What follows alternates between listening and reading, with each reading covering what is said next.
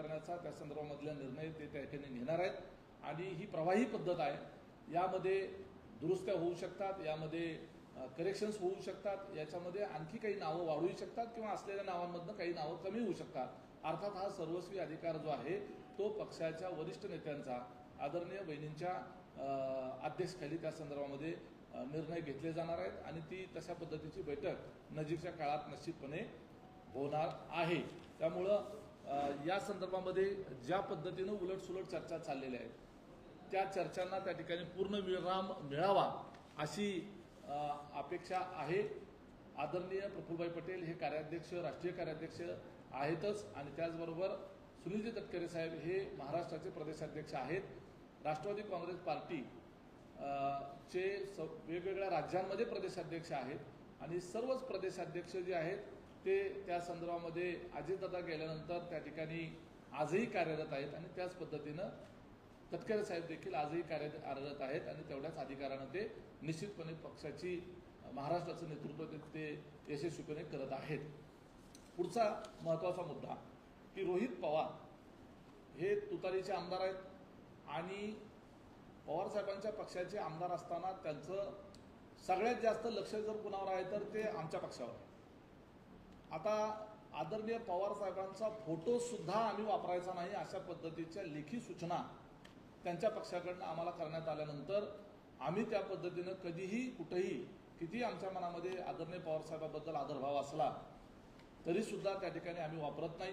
परंतु रोहित पवार हे त्यांचं स्वतःचं राजकारण साधून घेण्याच्या करता सातत्यानं अजितदादांचा उल्लेख करतात आणि अजितदादांच्या अपघाताच्या संदर्भानं बोलत असतात आणि त्याचबरोबर आता जे काही निवडणूक आयोगाबरोबर पत्रव्यवहार झाला आणि त्याच्या संदर्भाने आमच्या पक्षांतर्गत गोष्टीच्या बाबतीमध्ये भाष्य करत असतात। याच्यामध्ये मी अतिशय जबाबदारीने एक अजितदादांचा जवळचा कार्यकर्ता आणि त्या परिवाराच्या अत्यंत जवळचा असल्याचा कार्यकर्ता म्हणून मी त्या ठिकाणी सांगू शकतो।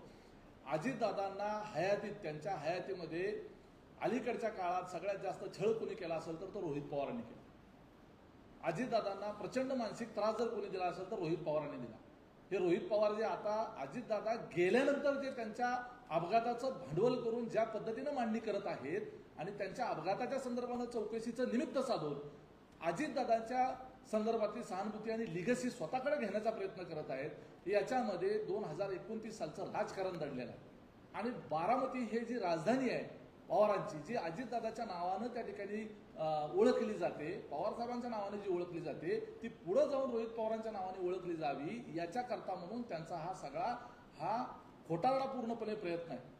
सीबीआयच्या चौकशीच्या संदर्भातली मागणी आम्ही केलेली आहे, ते योग्य त्या प्लॅटफॉर्मवर अतिशय योग्य पद्धतीने त्याची चौकशी चाललेली आहे। सुनेत्रा वहिनी असतील किंवा पक्षाच्या प्रमुख नेत्यांनी तटकरे साहेब असतील, प्रफुल्लभाई पटेल असतील यांनी जो काही त्या संदर्भातल्या चौकशीचा लीगल फोरम आहे त्या फोरमवर त्या ठिकाणी ती चौकशी झाली पाहिजे आणि दादांच्या अपघाताच्या संदर्भामध्ये घातपात की अपघात याच्या संदर्भातलं लवकरात लवकर सत्य बाहेर आलं पाहिजे। याच्याकरता सगळ्यात जास्त आग्रही जे आहे हे फक्त ढोल आणि बँड वाजवून सतत मीडियाच्या समोर जाऊन सांगितल्यानंतरच लोकांना कळतं आणि मग त्याची तीव्रता कळते असं काही नसतं। सगळ्यात जास्त वेदना त्या महाराष्ट्रामध्ये या देशामध्ये कुणाला असू शकते तर त्यांच्या सख्या 2 मुलांना, त्यांच्या पत्नीलाच ते असू शकते आणि त्यांच्याकडनं प्रयत्न त्या ठिकाणी त्या पद्धतीनं चाललेले आहेत आणि म्हणून करता रोहित पवारांनी आमच्या पक्षाची काळजी करू नये। मुळात त्यांना त्यांच्या पक्षाने कुणी अधिकार दिला? स्वतः पवार साहेबांनी प्रेस कॉन्फरन्स घेऊन सांगितलं की हा घातपात नाही तर अपघात आहे दुसऱ्याच दिवशी। मग पवार साहेबांच्या समोर जाऊन हे का नाही सांगत खुलासा करून? मग त्याच्या बाबतीत पवार साहेबांनी का आतापर्यंत भाष्य केलं नाही की हे रोहित सांगतो ते माझं त्या दिवशी कन्फ्युजन झालं आणि मी त्या ठिकाणी घातपात असेल असं मलाही वाटतं, असं का नाही म्हटलं आजपर्यंत पवार साहेब रोहित पवारांच्या एवढ्या मोठ्या आर्ग्युमेंट नंतर? तर ते जे आहे ते केवळ त्यांना अजितदादांची लिगसी स्वतःकडे खेचण्याच्या करता हे रोहित पवार धडपड करत आहेत। पवारांचा पुढचा वारस फक्त दादांच्या अपघाताच्या संदर्भानं मलाच एकट्याला फक्त काळजी आहे आणि बाकीच्याला कुणाला काही घेणं देणं पडलेलं नाही अशा पद्धतीचा ते फक्त आविर्भाव निर्माण करत आहेत। आमच्या पक्षातले 22 आमदार हे भविष्य काळामध्ये फुटणार आणि ते वेगळ्या पक्षात जाऊन काहीतरी निर्णय घेणार अशा पद्धतीचं वक्तव्य काल परवा त्यांनी त्या ठिकाणी केलं। आमच्या पक्षात काय चाललंय याच्याशी तुम्हाला काय करायचंय? अहो तुमच्या पक्षामधलं पहिले बघा ना, तुमचे आहे ते 10 आमदार जे आलेले आहेत ना निवडून हे 10 आमदार तुमच्या बरोबर आहेत का हे बघा, नाही तर उद्या आम्हाला पुराव्यासकट बाहेर काढावे लागेल. तुमचे खासदार जे आहेत ते तुमच्या सोबत आहेत का बघा ना आधी. तुमच्या सकट काय काय जण किती किती प्रस्ताव तुम्ही दादांच्या समोर ठेवले होते हे परत उघड करावं लागेल सगळं. आणि आजपर्यंत पवार साहेबांचं वय आणि ज्या पक्षातून आपण बाहेर पडून एक वेगळ्या विचारानं या ठिकाणी आज एनडीए सोबत आलेलो आहोत, त्या मूळ पक्षाच्या संदर्भानं आपण कुठल्याही तिरक्या मार्गाने जायला नको म्हणून या भूमिकेतून आतापर्यंत आलेला प्रस्ताव असताना, तुमचे आमदार त्या ठिकाणी आमच्याकडं यायला तयार असताना, खासदार यायला तयार असताना अजूनही त्या बाबतीमध्ये आमच्याकडून कुठली मुवमेंट केली गेलेली नाही. आम्ही त्या पद्धतीने जर मुवमेंट केली तर तुमचा पक्ष त्या ठिकाणी आमदार पण शिल्लक राहणार नाहीत आणि खासदार पण राहणार नाहीत. तुम्ही आणि अजून एखादा, आणि खासदारांमध्ये एक खासदार फक्त शिल्लक राहील, बाकी सगळेच त्या ठिकाणी घड्याळामध्ये येतील. हे पहिल्यांदा रोहित पवारांनी त्याची चिंता करावी. आमच्या पक्षाच्या आमदारांच्या संदर्भामध्ये तुम्ही चिंता करण्याची अजिबात आवश्यकता नाही. आदरणीय सुनेत्रा वहिनी असतील, आदरणीय प्रफुल्लभाई असतील आणि आदरणीय तटकरे साहेब असतील, यांच्या नेतृत्वामध्ये सर्व आमदार जे आहेत ते एकसंधपणे घड्याळाच्या सोबत, आदरणीय अजितदादाच्या पक्षाच्या सोबत हे खंबीरपणे आणि ठामपणे त्या ठिकाणी आहेत आणि महाराष्ट्राच्या विकासाच्या घोडदौडीमध्ये ते त्या ठिकाणी वाटचाल करत आहेत. त्यामुळं यापुढं ज्या पद्धतीनं आदरणीय पवार साहेबांच्या संदर्भानं आम्ही कुठलाही फोटो टाकण्याच्या संदर्भात आम्हाला त्या ठिकाणी परवानगी नाही आहे, तसं रोहित पवारांना अजितदादाच्या नावाचा वापर करून त्या ठिकाणी स्वतःचं राजकारण पुढे रेटण्याची आमच्या पक्षाकडून अजिबात त्यांना परवानगी असणार नाही आहे. हे या ठिकाणी या निमित्तानं आम्हाला स्पष्ट करायचं आहे. दुसरा आणखी एक विषय म्हणजे आनंद परांजपे पक्ष सोडून गेल्यानंतर राष्ट्रवादीला गळती लागली आणि आता पक्ष फुटीच्या. आनंद परांजपे हे माजी खासदार होते, निश्चितपणे आमच्या पक्षाचं काम करत होते. ते ज्या पक्षात गेलेले तिथं त्यांना आमच्या शुभेच्छाच आहेत. परंतु 3 पक्षांमध्ये, आमच्या 3 एनडीएच्या मध्ये असलेल्या, राज्यात सत्तेत असलेल्या तिन्ही पक्षांमध्ये अंतर्गत असा समझोता होता की एकमेकाचे पदाधिकारी कुणीही फोडायचे नाहीत आणि एकमेकाच्या पक्षामध्ये स्वीकारायचे नाहीत आणि ते त्या ठिकाणी घडताना दिसतंय. हे टाळलं पाहिजे असं आमचं त्या ठिकाणी पक्षाच्या वतीनं, आमच्या अध्यक्षांच्या वतीनं त्या ठिकाणी मत आहे. तरी आनंद परांजपे तिकडे गेलेत, आता त्यांना दिल्या घरी सुखी राहा असाच आमचा त्या ठिकाणी चालला राहील. त्यांना आमच्या निश्चितपणे शुभेच्छा आहेत.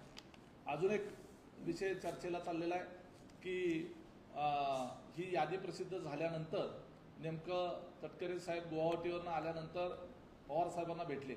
आता पवार साहेबांच्या तब्येतीच्या संदर्भानं सर्वांना चिंता आहे, महाराष्ट्रातल्या अनेकांना चिंता आहे, वेगवेगळ्या पक्षातल्या लोकांनाही चिंता आहे. आपल्याला कल्पना आहे की मागे एकदा अमित शहा साहेब सुद्धा हॉस्पिटलमध्ये त्या ठिकाणी पवार साहेबांना भेटायला गेले होते. आता पवार साहेब हे सातत्यानं अमित शहा साहेबांवर टीका करतात, मोदी साहेबांवर टीका करतात, परंतु ते आजारी आहेत म्हटल्यानंतर हॉस्पिटलमध्ये जाऊन ते भेटले होते. तशाच पद्धतीनं पवार साहेबांच्या तब्येतीची विचारपूस करण्याच्या करता राज्यातला कुठलाही पक्षाचा कुठलाही नेता, देशातला कुठलाही नेता त्या ठिकाणी जाऊ शकतो. आमचे प्रदेशाध्यक्ष त्या ठिकाणी पवार साहेबांना भेटायला गेले. फक्त योगायोग ज्या दिवशी निवडणूक आयोगाकडे दिलेली पक्षाच्या वर्किंग कमिटीची आणि ऑफिस बेअरची यादी ज्या दिवशी प्रसिद्ध झाली, ती वास्तविक त्याच्या अगोदर 5-7 दिवस अगोदर ती निवडणूक आयोगाकडे दिलेली होती आणि वेबसाईटवर नेमकी त्याच दिवशी आली. आणि तटकरे साहेबांनी जवळपास 20 दिवसापूर्वीपासून 3 ते 4 वेळेला पवार साहेबांची वेळ मागितलेली होती भेटण्याच्या करता आणि ती त्या दिवशी त्यांना मिळाली आणि त्या ठिकाणी ते गेले. त्यामुळे हा योगायोग आहे आणि त्याचा संदर्भ कुठल्याही वेगळ्या पद्धतीनं राजकारणाच्या करता म्हणून जोडला जाऊ नये. ही व्यक्तिगत विचारपूस आहे, एवढ्यापुरतंच ते मर्यादित आहे असं त्या ठिकाणी आपण त्या ठिकाणी आपल्या नोंदीमध्ये घ्यावं, एवढीच आपल्याकडनं अपेक्षा आहे. धन्यवाद. जर आपल्याला काही विचारायचं असेल तर आपण निश्चितपणे विचारू शकतो. सर, पण निवडणूक आयोगाला जे पत्र पाठवलेलं आहे त्याच्यामध्ये खरंच पक्षाचे कार्याध्यक्ष म्हणून प्रफुल्ल पटेल आहेत का? कारण की आता 29 एप्रिलला हे पत्र गेलेलं आहे, आज जवळपास 14-15 मे उलटलाय. मग तुमची इच्छा पक्षा म्हणजे त्यांच्या कार्याध्यक्ष आणि प्रदेशाध्यक्ष पदाची ती यादी तरी समोर येणार? याला जोडून विचारलं पाहिजे. तुम्ही आज उत्तर देताय. 11 तारखेला रात्री ही आली, आज तारीख 16, त्याच्याबद्दल 29 तारखेचं पत्र. टेक्निकल बोलू ना, तुम्ही टेक्निकल सांगता ना. मग ज्या वेळेला तुमच्या अरुणाचल प्रदेश आणि MLA त्याचा टोटो त्याचा स्ट्रोक करून अध्यक्ष आणि याचा उल्लेख होतो.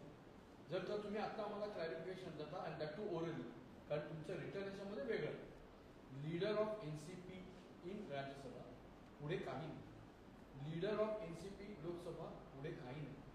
तो डू वी एक्सपेक्ट की त्याच्यामध्ये ते कार्याध्यक्ष नाही, राज्याचे अध्यक्ष सुनील तटकरे नाही, असा तिथे अर्थ संबोधला जातो. आणि एवढं क्लॅरिफिकेशन द्यायला 5 दिवस का लागतात तुम्हाला? काय चालू आहे? प्रॅक्टिकली त्यांना रिमूव्ह केलंय की नाही? अजिबात नाही.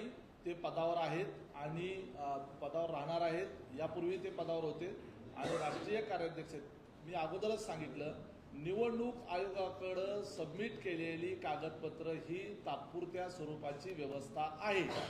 पक्षाचे वरिष्ठ नेते आदरणीय वहिनींच्या अध्यक्षतेखाली एकत्र बसून त्या संदर्भामध्ये निर्णय घेणार आहेत आणि त्या वरिष्ठ नेत्यांमध्ये वहिनींच्या सोबत स्वतः प्रफुल्लभाई पटेल, तटकरे साहेब, भुजबळ साहेब, मुश्रीफ साहेब, दिलीपराव वळसे पाटील साहेब, राज्यातले हे सगळे ज्येष्ठ नेते आणि देश पातळीवरचे इतर ज्येष्ठ नेते त्या ठिकाणी बसतील.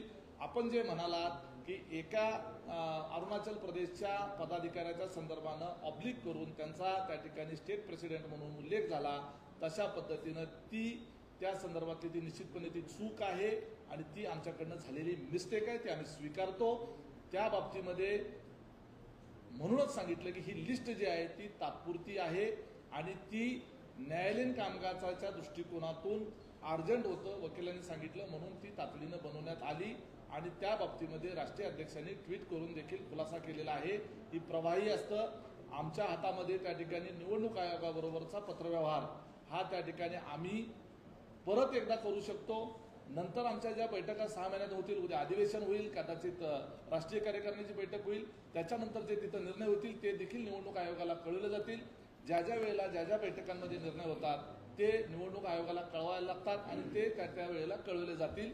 त्यामुळे प्रत्येकच वेळेला यादीमध्ये एखादी कमी जास्ती जर काही झालं असेल किंवा चूक जरी झाली असेल त्याच्या संदर्भानं फार तर्कवितर्क करणं आवश्यक आहे. प्रदेशाध्यक्ष आणि तुमचे जे कार्याध्यक्ष आहेत त्यांना विसरलं कसं समजायचं? एक्झॅक्टली 1:50 मिनिटांनी त्याच रात्री 1:50 सुनेत्रा वहिनी हे त्यांना क्लेरिकल एरर सांगतात. संध्याकाळी ते दररोज 12 वाजता लँड होतात, एका विमानातून जातात, त्यांना त्याची माहिती नाही. 1:50 त्याच्या आधी जेव्हा बातम्या मी सर्वांनी सुरुवात केली द्यायला, तेव्हा सुनेत्रा वहिनी she happens to be the DCM and president, त्यांना ते ट्विट करावं लागतं. म्हणजे मग तुम्ही असं म्हणता, सर यू ऑल्सो नो, आम्ही आता ह्यांना इथे बसलेल्या सगळ्यांना माहिती आहे कॉन्स्टिट्युशनल बॉडी आहे इलेक्शन कमिशन ऑफ इंडिया आणि तुम्ही एवढं लाईटली घेता त्याला आणि त्याला सांगा की त्याच्यात क्लेरिकल एरर आहे म्हणून. कुठल्या तोंडाने तुम्ही सांगता की दिस इज अ क्लेरिकल एरर? तुम्ही ती बघितली नाही, तुमच्याकडे लिगल आहे.